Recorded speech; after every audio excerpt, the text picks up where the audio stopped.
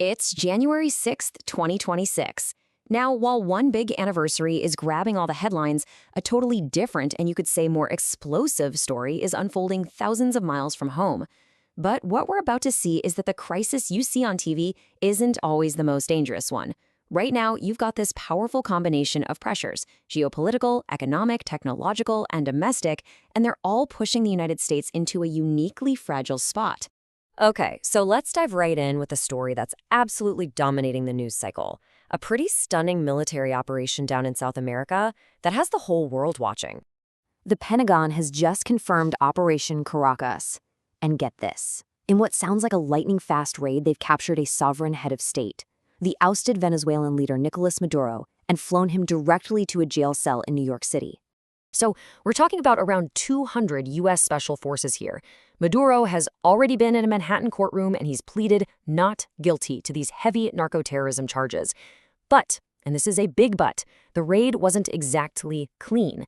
Reports are confirming that 32 Cuban officers were killed in a process, a detail that is, as you can imagine, dramatically ramping up tensions across the entire region. But this is where the story really gets complicated. You'd think this would be seen as a clear win back home, right? Well, not so much. Only about a third of Americans are actually in favor of the strike. At the same time, a huge majority, we're talking 72%, are worried that this is just the first step into another long, costly foreign entanglement.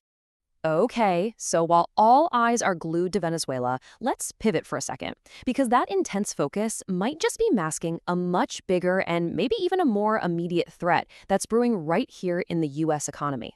It really forces you to ask a pretty crucial question. Is all this drama happening overseas just a massive, dangerous distraction from the real risks that are building up at home? And the answer might just lie in this one absolutely staggering number. The U.S. national debt has now officially crossed the $38 trillion mark. And that figure, well, it has economists sounding some very, very serious alarms. Former Treasury Secretary Janet Yellen is even dusting off a term we really haven't heard in years: fiscal dominance. She's warning that we are getting dangerously close to a red line where the debt gets so enormous that it basically forces the Federal Reserve's hand, making it impossible to manage the economy properly. To put it simply, the debt itself would be in control.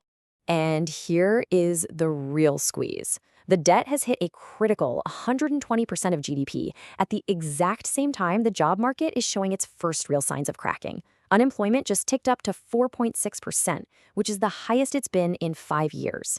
Now, on top of the geopolitical mess and the fiscal crisis, let's add a third, incredibly volatile layer to the mix. The tech sector is placing this enormous, high-stakes bet on one single technology: artificial intelligence. $3 trillion. That's the amount tech giants are projected to pour into AI data centers and infrastructure this year alone. It's an unprecedented gold rush for sure, but it's also creating a massive amount of instability. And here's the paradox. Despite that absolutely colossal investment, a brand new poll shows that 57% of investors believe a plunge in AI valuations is the single biggest threat to the market in 2026. Think about that. The very sector that's soaking up all the capital is also seen as the one most likely to bring the whole market crashing down with it. And, simmering underneath all of this global and economic turmoil lies the fourth front: a deep, painful, and still very unresolved division right here at home. As we said, today marks exactly 5 years since the attack on the U.S. Capitol. But the whole landscape surrounding that event looks profoundly different than it did just 1 year ago. And this number is why. Over 1,500 individuals who had been convicted for offenses related to January 6th are now free.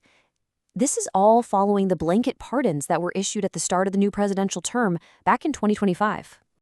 So you can imagine, while these pardons may legally close a chapter for some, the emotional toll is still just immense for others.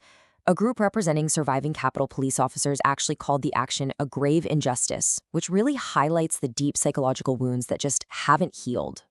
So let's pull all 4 of these threads together now, because honestly, looking at them in isolation just doesn't give you the full picture. It's the combination of all these pressures happening at once that truly defines the start of 2026. So here's the snapshot of where we are. A new military entanglement brewing abroad, a fiscal crisis with a $38 trillion debt looming, a potential tech bubble being fueled by $3 trillion in spending, and a deep domestic wound that's just been ripped open again by 1,500 pardons. Any one of these would be a major national story, but having them all happen at once, that creates a uniquely volatile environment. And all of this leaves us with the one critical question for the year ahead. When a nation is stretched thin in 4 different directions at the same time, which front is the most likely to break first? That is the challenge of 2026.